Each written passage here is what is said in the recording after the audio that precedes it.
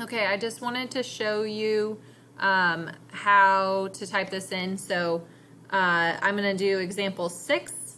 So if we are typing in 3, and we should make sure that's in parentheses. So 3x squared is in our numerator, divided by, and then in our denominator, it's also in parentheses, x squared minus 4.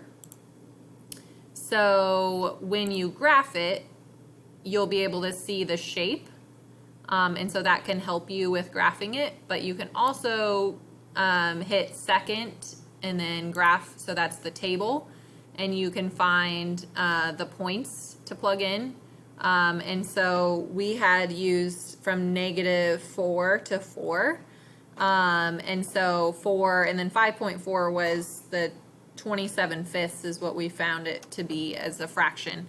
That's the same thing. So you can use that to graph and to write down your table. So make sure that you write down your table when you're graphing. So that's just a nice way to make sure that you have the correct shape of the graph, and you can kind of see that there would be asymptotes here. Okay, let me know if you have any questions.